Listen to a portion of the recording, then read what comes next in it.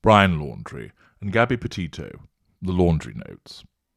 Hello, I'm H.G. Tudor.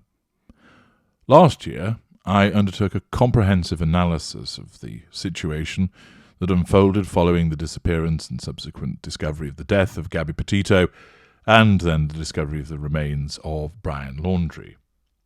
As part of that, I analysed body cam footage to help you understand what was going on with regard to a narcissistic dynamic between Laundrie, a narcissist, and his intimate partner, primary source, his victim, Gabby Petito.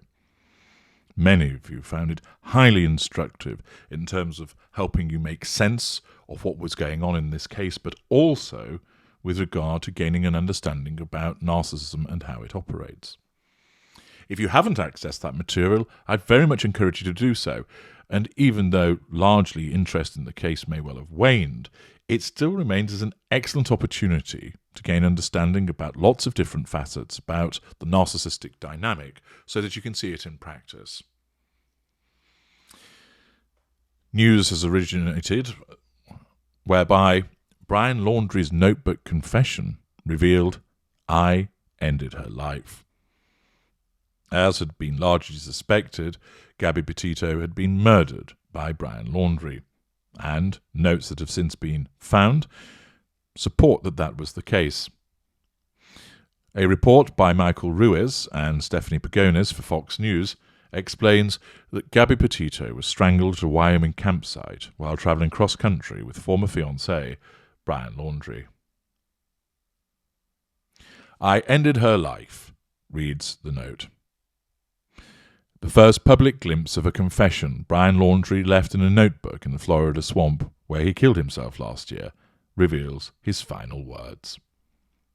"I ended her life," reads the note, which the FBI recovered from the Myakachee Creek Environmental Park on October 20th, 2021. "I thought it was merciful. That is what she wanted. But I see now all the mistakes I made. I panicked. I was in shock." Laundrie wrote that he killed Petito after he claimed she injured herself when she fell in Wyoming. He also wrote, "From the moment I decided, took away her pain, I knew I couldn't go on without her." Attorneys representing the Petito, Schmidt and Laundrie families met at the FBI's Tampa field office on Friday.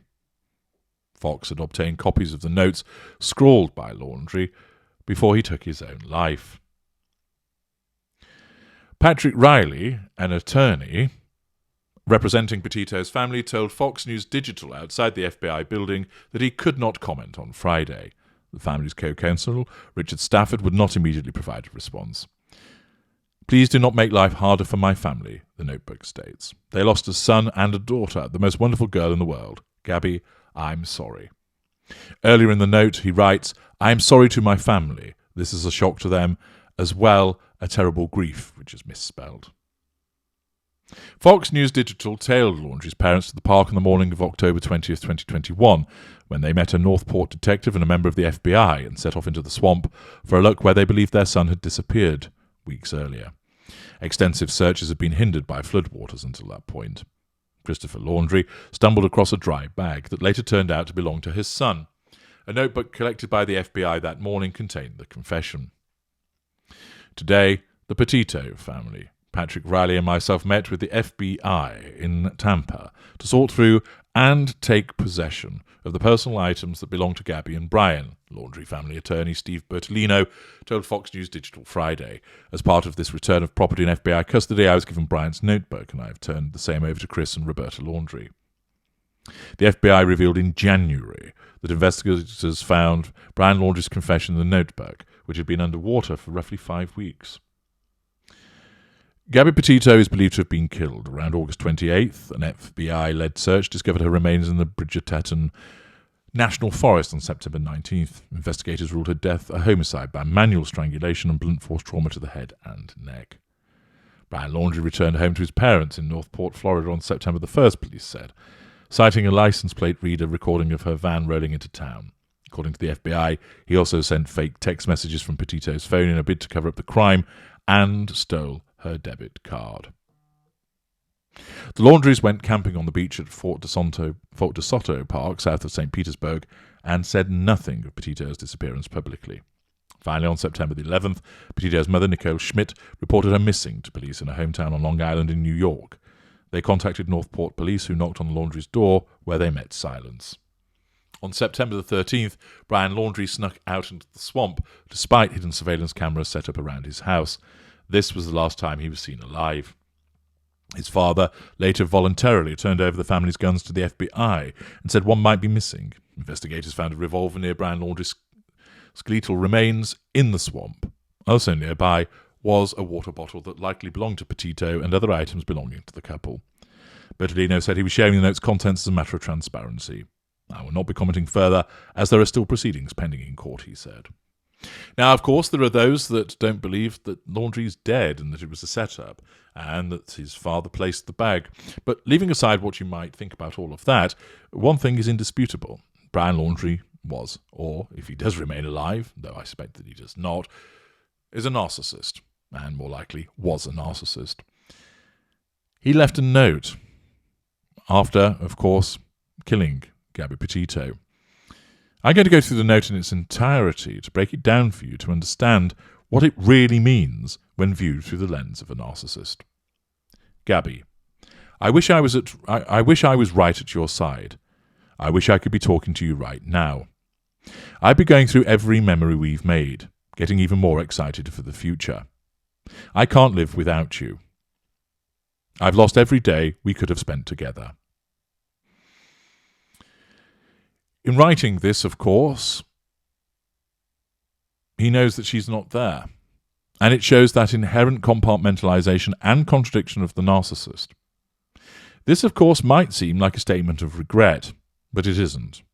The only person that Brian Laundrie's feeling sorry for is not Gabby Petito, but himself. And therefore, when he's writing all of this, this is in effect a pity play. He states, I'll never get to play with, and it's unreadable, again, never go hiking with TJ. I loved you more than anything. The delusion of love continues, of course, even after her death. He is a narcissist, or rather he was a narcissist, and therefore is incapable of love. Although, the status of narcissist that he is, he believes that he loves her. I can't bear to look at our photos, to recall great times, because it is why I cannot go on. When I close my eyes, I will think of laying on the roof of the van, falling asleep to the sight of a meteor shower at the Crystal Giza. I will always love you. Again, the deluded belief that he loves her, the deluded belief that he would continue to love her, and making reference to things that they had shared together, bringing up the past. Of course, when he wrote this, one would presume that he was on his own, and therefore, what's the purpose of this? Well, quite simply, he knows that he's killed her, and that knowledge and the consequences of those actions are a threat to his control. And by writing what he's writing in terms of flattering her, bringing up good memories, he's indirectly asserting control over her. Not by actually speaking to somebody, because there's nobody there, but he's doing so in a strange amalgam of an indirect assertion of control because he's writing to her imagining that she's there, and therefore he would imagine the response that he would be receiving to the words that he was saying in terms of her sympathy, in terms of her smile, in terms of her gratitude, and that would provide him with thought fuel and would also enable him to have that unconscious sense of control. So even though she's not actually there, this supposed mea culpa that he's engaging in, and it is nothing of the sort, is simply his narcissism driving him to write in such terms to continue to assert control over her, because, of course, the fact that he caused her death means that he's well aware of that, and it amounts a threat to control.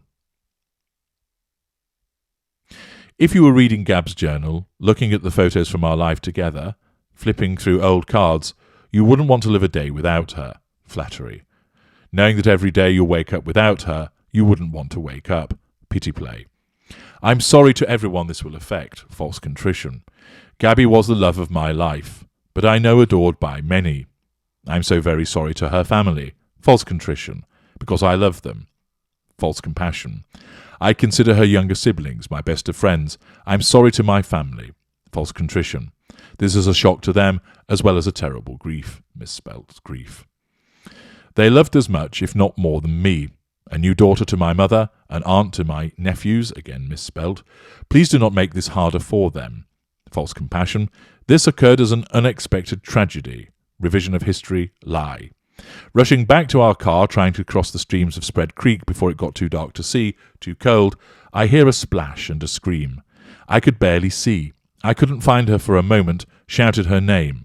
I found her breathing heavily, gasping my name. She was freezing cold.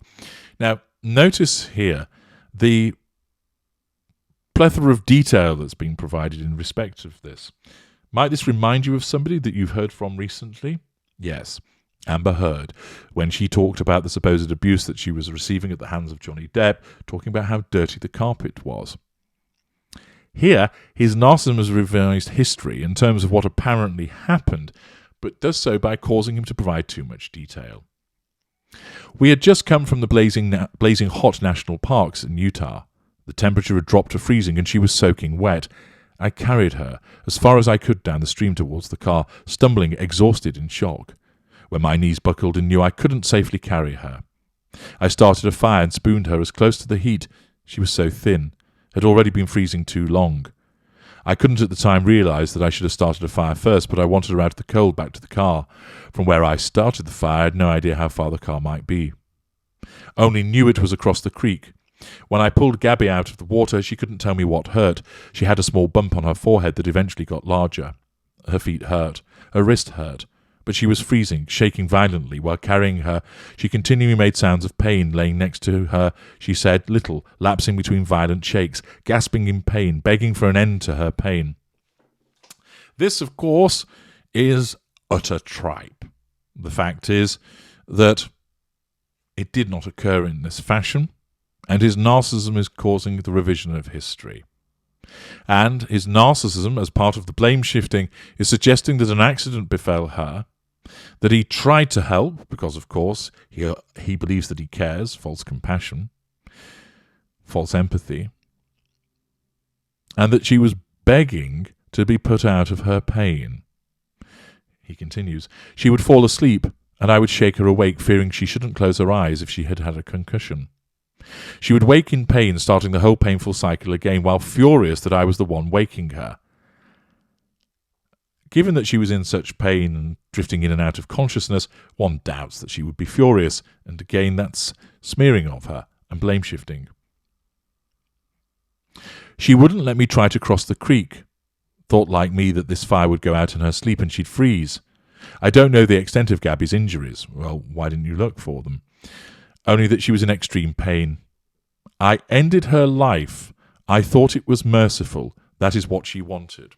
Now, an individual that would possess genuine emotional empathy, their first response wouldn't be thinking, oh, this is like a dog that needs to be put out of its misery.